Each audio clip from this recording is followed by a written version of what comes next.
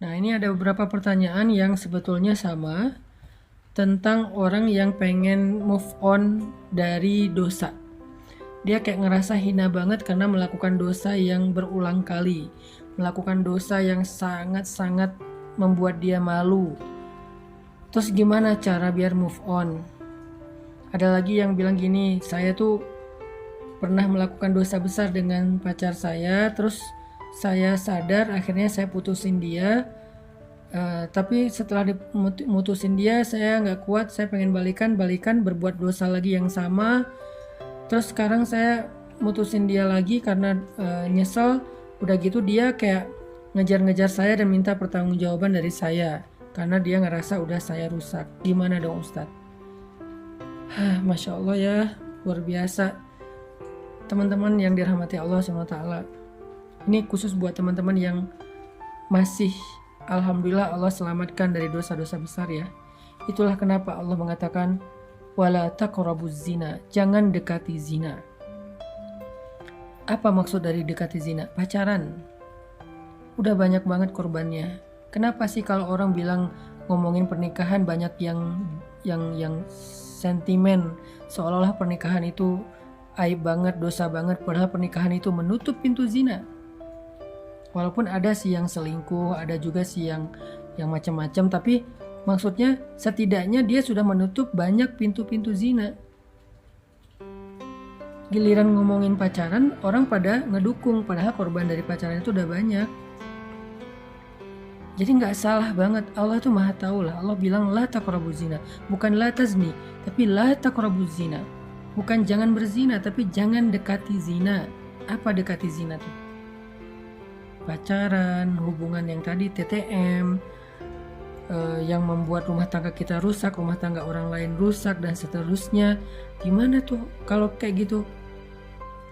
Apa kita mau kalau keluarga kita diperlakukan orang lain kayak gitu? Makanya jangan dekati zina, jangan dekati dosa-dosa itu, jangan didekatin dosa-dosa besar itu. Kenapa? Walaupun kita pede banget bilang saya nggak akan terjerumus, tapi setan itu licik dan gak akan berhenti untuk menggiring kita setahap, selangkah demi selangkah sampai terjerumus dan akhirnya nyesel. La taqrabuz zina. Jadi buat teman-teman yang masih Allah jaga, jangan dekat-dekat. Kenapa? Kalau udah terlanjur melakukan itu, hidup kita tuh berantakan. Bener banget, yakin deh, hidup kita tuh berantakan. Kalau udah terlanjur berbuat dosa itu, hidup kita berantakan. Kalau kemudian kita menutupnya dengan menikah, rumah tangga kita berantakan. Terus gimana Ustadz? Gak ada yang lebih baik daripada orang yang meninggalkan dosa, lalu baru yang bertobat dari dosa. Ada dua tingkatan. Yang satu, meninggalkan dosa. Yang kedua, bertobat dari dosa. Mana di antara dua ini yang lebih baik? Yang pertama, yang meninggalkan dosa, yang gak mau berbuat dosa itu. Yang kedua baik, tapi yang pertama jauh lebih baik. Jangan kita gampangin, gampang nanti bisa taubat. Pertama, ya kalau kita masih punya kesempatan. Kedua, ya kalau ternyata hati kita terbuka untuk taubat. Kalau udah keenakan dengan dosa. Dan yang ketiga, tetap orang yang meninggalkan dosa lebih baik dan lebih utama daripada orang yang bertaubat dari dosa, walaupun dua-duanya baik.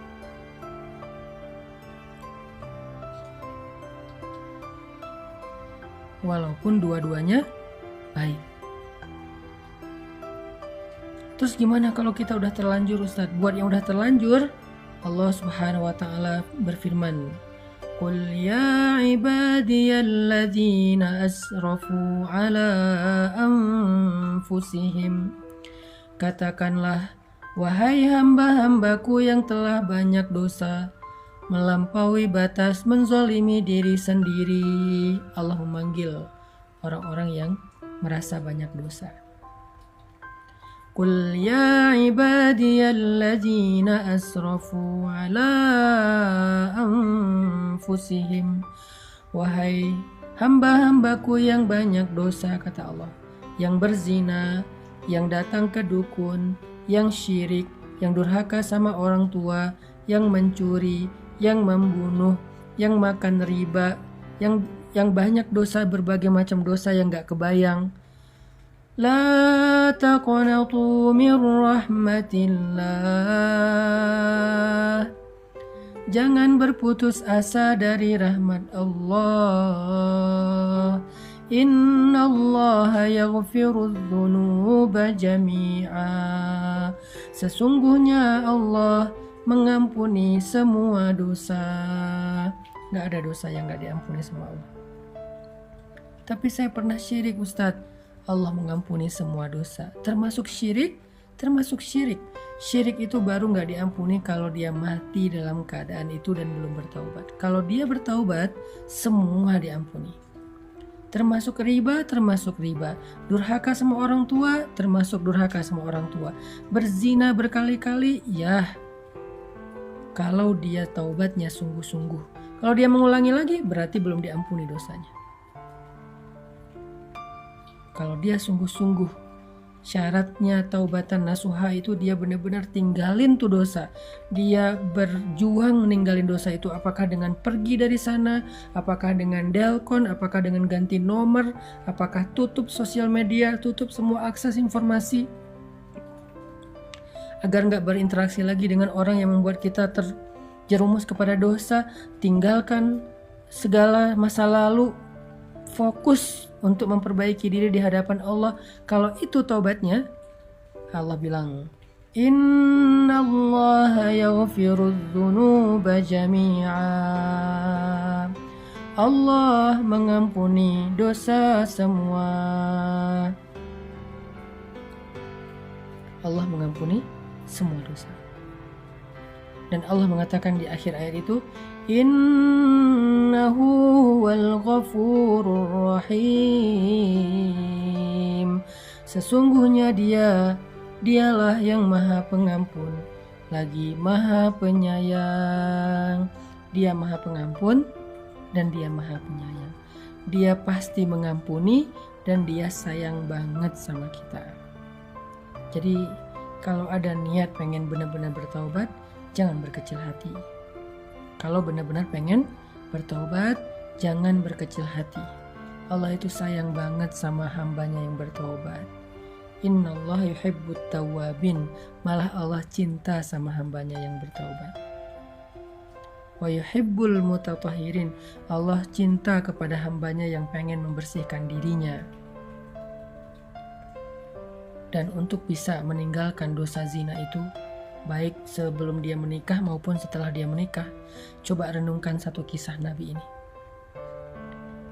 Ada seorang laki-laki berteriak di dalam Masjid Nabawi dengan mengatakan, "Wahai Rasulullah, izinkan saya berzina," kata dia. "Wahai Rasulullah, izinkan saya berzina," kata dia. Semua sahabat yang mendengar ini kaget. Kemudian mereka marah karena lancang sekali laki-laki ini minta izin kepada Nabi untuk berzina. Yang udah pasti itu adalah dosa besar. Aneh kan pertanyaannya, izinkan saya berzina ya Rasul. Semua sahabat kaget, bahkan sebagian sahabat itu udah pengen mukul, udah pengen nonjok, udah ngeluarin pedang setengah sarung. Nabi juga kaget, tapi Nabi bijak.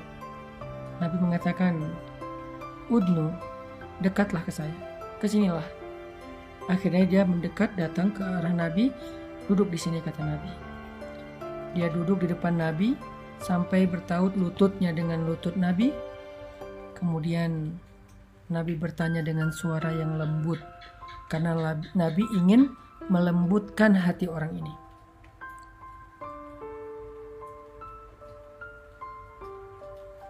Nabi ingin melembutkan hati orang ini, maka Nabi pun bersuara lembut. Gak bisa kita melembutkan hati orang dengan teriak. Gak bisa kita melembutkan hati orang dengan membentak. Kalau ingin melembutkan hati dia, lembutkan suara kita. Itu rumus sederhana. Semua kita belajar itu insya Allah ya, termasuk saya. Kalau kita pengen melembutkan hati keluarga, hati pasangan, hati anak, maka lembutkan suara kita. Tapi kalau kita keraskan suara kita, maka kita akan mengeraskan hati. Nabi kemudian berbicara dengan suara lembut kepada laki-laki itu dengan pertanyaan. Kata Nabi, gimana kalau itu terjadi kepada istrimu? Gimana kalau ada orang yang berzina dengan istrimu? Atardo li zawjatik? Apakah kamu ridho jika orang berzina dengan istrimu? Laki-laki ini kemudian tiba-tiba marah, emosional. Dia bilang, la, kata dia, enggak akan ridho. Saya akan bunuh dua-duanya. Atardo li ummik, kata Nabi, apakah kamu ridho kalau orang berzina dengan ibumu? Kata dia, enggak, saya akan kejar orang itu. Atardo li ukhtik, apakah kamu ridho jika ada yang menzinahi saudarimu? Dia marah, enggak. Atardo li ibnatik, apakah kamu ridho jika ada yang menzinahi anak perempuanmu? Enggak, kata dia, saya enggak ridho sama sekali. Kemudian Nabi mengatakan, begitulah perasaan orang yang ibunya kamu zinahi. Begitulah perasaan orang yang istrinya kamu zinahi. Begitulah perasaan orang yang adik perempuannya kamu zinahi. Dan begitulah perasaan orang yang anak perempuannya kamu zinahi. Mereka juga enggak ridho, mereka juga sedih, mereka juga marah, seperti apa seperti apa yang engkau rasakan. Kemudian Nabi mengusap dada orang itu. Setelah diusap dadanya, Nabi mendoakan, ya Allah, lapangkan dada orang ini, bersihkanlah kemaluannya. Tiba-tiba dia menghirup nafas panjang, lalu menghela nafasnya. Dengan lega dia mengatakan, ya Rasulullah, dulu zina adalah perbuatan yang paling saya suka. Sekarang zina adalah perbuatan yang paling saya benci. Dia memeluk Nabi SAW. Renungkan kisah ini.